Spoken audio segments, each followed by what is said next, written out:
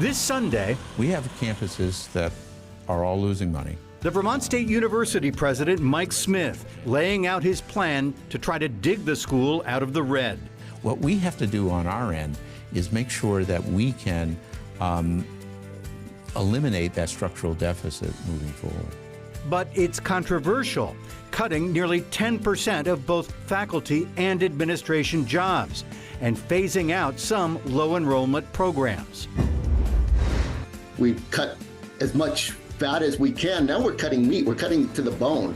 We'll hear from the union fighting to stop the cuts, and from the outgoing president, who says he's determined to get VTSU on a sustainable financial path. These aren't easy decisions. Bus, not bus. Ahead on our Sunday program.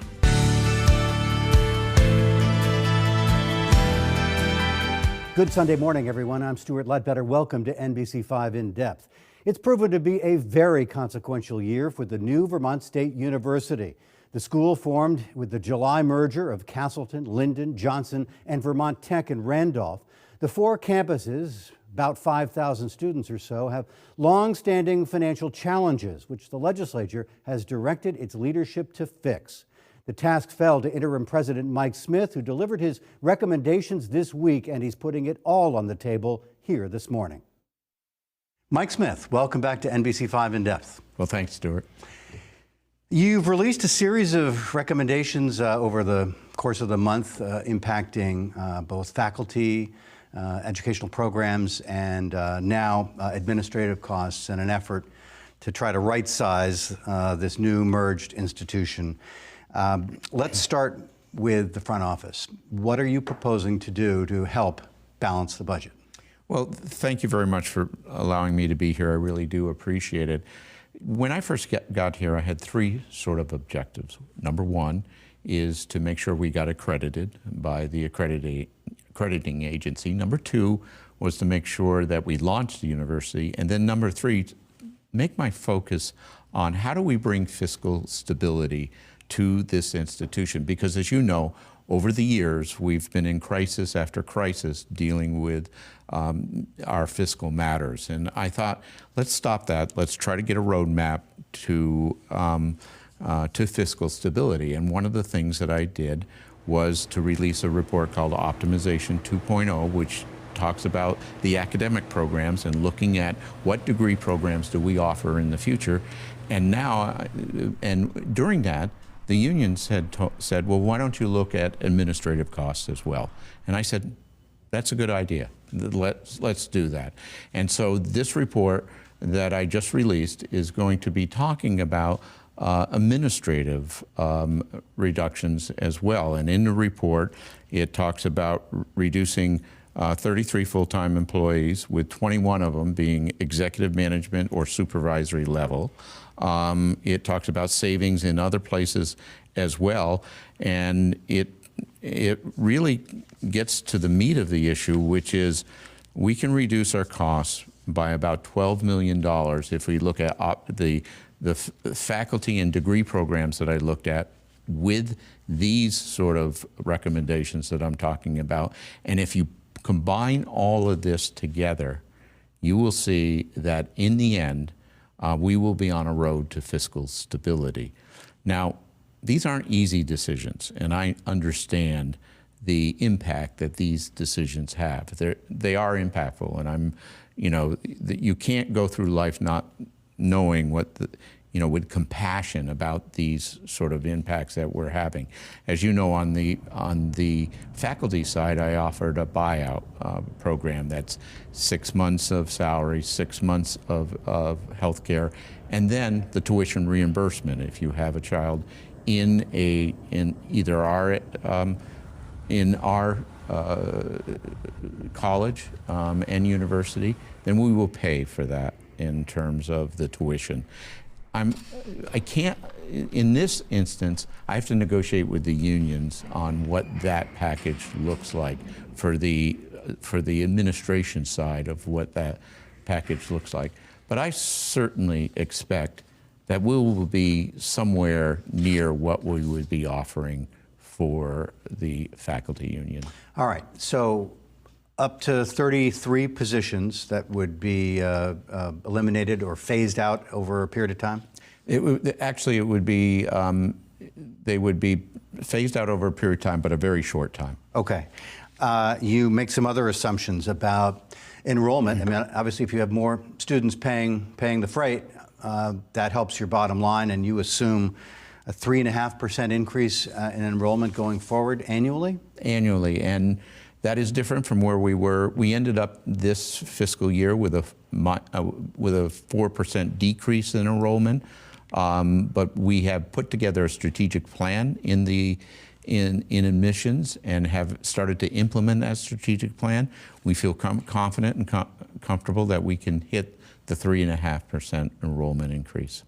3% increase in tuition, room and board, 3% increase in state appropriation from the legislature. So you have to sell them on this too. Assume a 3% 3% inflation rate going forward, and you have pretty high personnel expense increases. That's true. And those, what's driving that? Well, those are contractual through negotiations with the various unions that are there.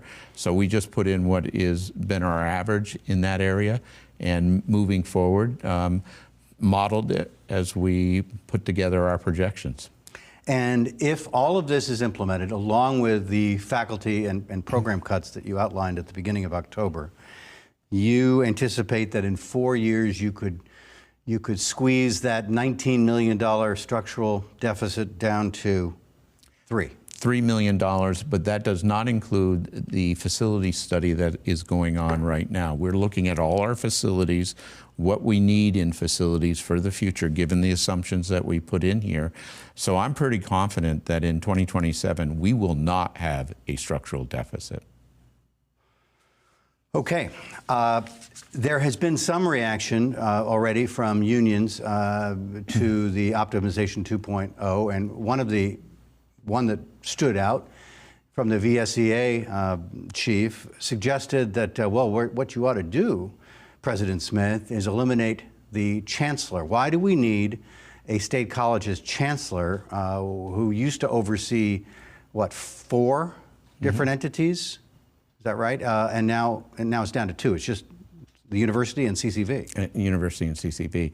I thought it was interesting that it was calling on me to do the elimination of that position, when in fact it is a legislative mandated position. It's in statute, and so it's not in my purview to take that position and eliminate it. All I can do is what's in the Vermont State University, what's in shared services, that's between CCV, the Chancellor's Office, and myself, and look at reductions in that area. I've learned long ago that sometimes it's not welcome to venture into what's the prerogative of the legislature. And in this case, it wouldn't be in my prerogative to do that. It's their prerogative to make those changes. Well, the chancellor is stepping down, and so there will be a vacancy. Do you have an opinion about whether, going forward, we're going to need a state college's chancellor as we have in the past? I think in the short term, you probably will. As we go through the transformation, I think we need to revisit that at some point, maybe a year or 2 down the line. But certainly in the short term, I think probably getting through this transformation, you will need sort of that position looking forward. I certainly would encourage the legislature to look at all options at that point. You have proposed some healthcare changes as well that presumably, well, will cost the university less money by what? Narrowing benefits? What we would do is switch plans. For example, we have a fairly generous plan right now in some cases where there's 0% contribution to the plan. And what we would do is to look at a similar plan to the state of Vermont. The state of Vermont has a very generous plan, and we would look, we're looking at generous plans as we move forward. We would look at something similar to the state of Vermont and trying to move that. If we did that, that would save us $3 million a year. And that's factored into your savings That projections? is factored into my savings projections. Well, there will be pushback there, I would imagine. There always is. And that has to be negotiated. And I would hope that people would see the benefit of this. We cannot continue the way we're going. If we continue the way we're going, without the changes that I'm recommending, we'll never erase that structural deficit. It will keep going and going and going. And I don't think that's good for the university, because at some point, the money, the one-time money, the bridge money for the legislature runs out. And then what do?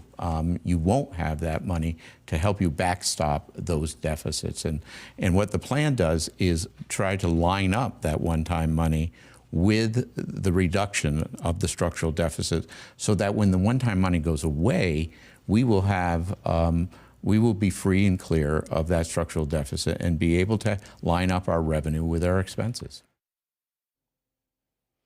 Ahead, more with President Smith on the imperative of tough decisions. And later, the faculty union tells us why he has it all wrong. In a moment.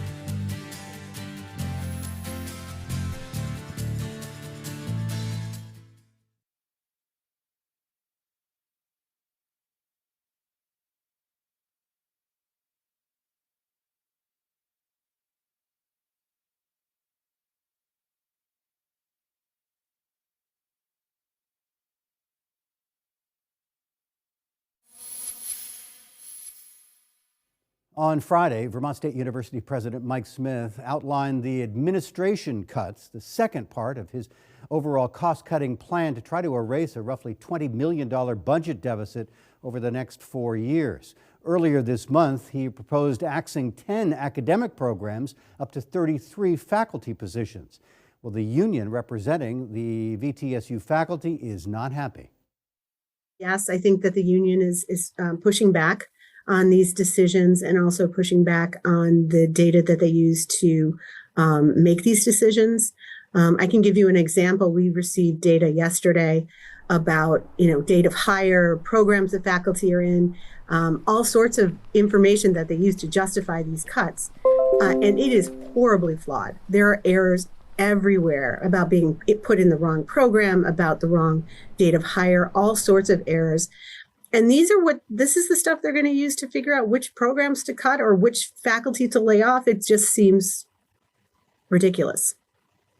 The headline that we've been hearing is that 10 programs are slated for elimination over the next couple of years. And those 10 enroll a total of 77 students. That seems like underutilization and an expensive thing to continue.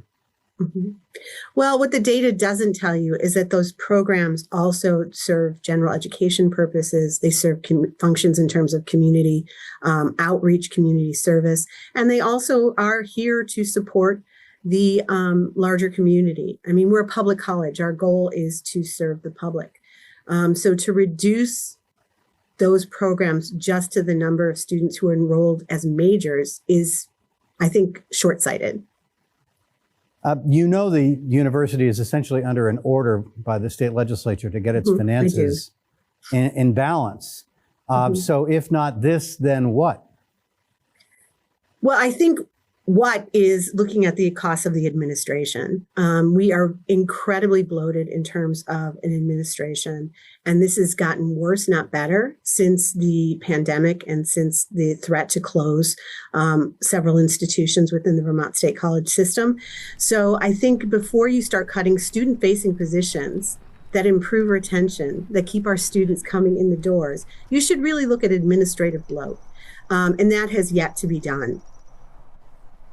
So I guess it's now up to the Board of Trustees and the new president, David Berg, who starts in a few days, to decide how to implement all of this. Do you have faith in Berg? I don't know Berg well enough to answer that question. I was not involved in the hiring process, as I don't think any faculty or staff were involved in that process. But I'll give him a chance. I understand he has some experience with Johnson. Some of my Johnson colleagues respect him. But we have had one poor administrator after another, and their decisions have had profound impact on whether or not we'll survive. But once again, the cuts are coming from the student-facing services that did nothing to cause these reductions in enrollment. This was all done through leadership, and that leadership needs to change, including with the Board of Trustees. Sounds like you're in for a rocky few weeks ahead. Mm-hmm. Yes, we are. We spoke with the union just before Smith announced the second part of his cost-cutting plan, those administrative and executive positions. And he wants to switch to less expensive health care and retirement benefit packages as well. Smith will end his 6-month stint as interim president and head off into retirement on Tuesday. You alluded to a facility study that is in the works, and I'm wondering, what does that mean? This does not propose closing any of your campuses. No, it doesn't. What we were looking at is what are the shape of some of our facilities? What is the use of some of our facilities? Are our facilities being utilized in the way that they should be utilized? If they aren't, is there room for other utilizations for those buildings as we move forward? You may recall that we did sell some land to the Vermont National Guard in Linden, and that was really a mutual benefit in that they could put a readiness center on approximately 36 acres of our 190 some odd acres campus, and it wouldn't be seen from campus, but at the same time they would be able to educate some of their soldiers at our Linden campus, and we were happy to educate them as well and bring some vitality to that campus. Looking at our buildings and our land, how do we really utilize this to our best effectiveness and best cost? And that's what this facility study is going to be. I have said this before, and I'll say it again. Right now, absent the work that I've done to try to put fiscal stability into this system, we have campuses that are all losing money, that the residential campuses are losing money, that have a retention problem and have an enrollment problem. If you close a campus, you still have 3 that are having the same problems. So what does it gain you? What I would like to do is make sure that we reduce our cost and make all campuses thrive in this environment.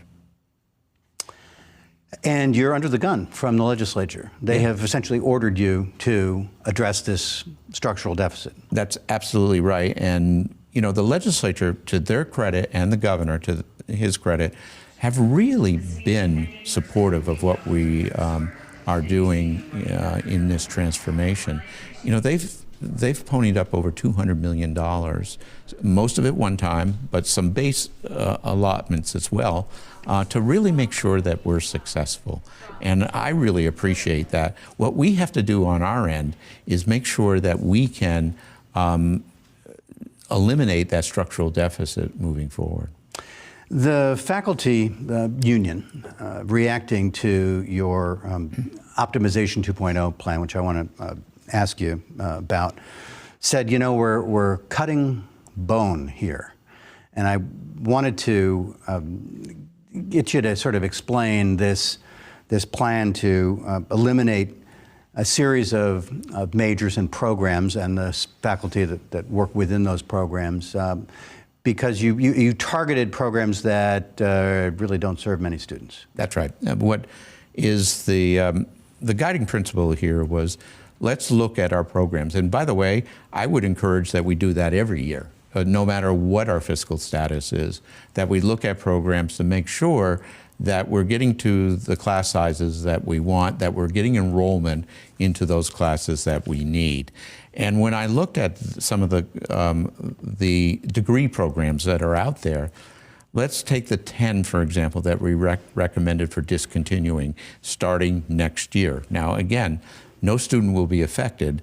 We'll teach out those students that are in those degree programs right now. But if we looked at it right now, 77 students are in those 10 that have been recommended for discontinuance. Divide 10 into 77, and you can see that on average, there's 7 students in each of those degree programs. Right. And then divide that by 4 because they're in a 4-year program in most cases. And you can see there are some programs that only have 1 student in a degree program. That is not sustainable. And so we are moving forward to make sure that we bring our programs into alignment with what the students want and what the students need. And that's what we're doing. You gave the faculty and everyone else a month to digest what you had proposed and offer feedback. What have you heard? So far, I think generally what I've heard is don't do this. And that's not an acceptable answer. If there's alternatives, and will we be reviewing the alternatives in the next few days, we certainly will take those seriously to look at, because we want to make sure we do this right as we move forward. So I really think that we'll take it serious, but so far the majority of them are don't do this. The board is aware of what you've come up with. What happens next? You will be departing on Tuesday. Right. It will be up to, I guess, your successor, David Berg, to I guess, take the ball over the finish line. Is that right? Well, what will happen, the board is aware. The board voted to approve me moving forward with this plan. And then in the next few days, we'll start the procedure of notifying the 33 employees that are impacted by this. It's just less than 10% of our workforce, and moving forward in terms of implementing this plan. What I want to do is make sure that the plan is underway before I leave, and then David Berg can take it from there. How much interaction have you had with David Berg, a former faculty member and administrator? He'll take over this coming week. What can you tell us about him? Yeah, actually he's taking over the 15th. We'll have just a period there where there's an interim, which is the provost. I see. An acting, which is the provost, Nolan Atkins. But he'll be taking over the 15th. He was at the board meeting yesterday that we had, where I went over all of this with the board. We've had several conversations on moving forward. We've talked about the reductions in the president's office, because I have done some staff reductions in the president's office and wanted to make sure that he knew what I was doing here. And so we've had those interactions. Can't be easy, though. No, you've been called the fix-it guy. This is just the latest in a series of positions that you have assumed, often in a time of serious crisis. Yes. Are you done fixing? I think so, Stuart. You know how old I am. I'm not going to say it publicly, but it is. I'm 70. It's time to probably relax. I've told people that I see the horizon out there. I do. The sun is starting to set in life, and I just need to sort of do the things that I wanted to do. By the way, the sun isn't setting immediately. I got time, but right. We can all hope, right? but though we never know. We never know. So I think it's time to really sort of look at that horizon and get the things you want to get done before the sun sets. Yeah, I mean, we spoke when you left the Douglas administration, when you left the Scott administration. You worked at for Burlington College, for the telephone company, and now Vermont State University. So what is left for you? What do you want to do? I want to spend time with Mary and just enjoy life for a little while. Yeah, well, that sounds pretty good. We wish you well, but thanks for coming in and explaining the plan to right-size the Vermont State University. There are a lot of kids and prospective kids who will come through who are depending on its viability going forward. Absolutely. It is Vermont's university for Vermonters. So I'm hopeful. Matter of fact, I'm very hopeful that we have a really good future here. Thanks for coming in. Thank you.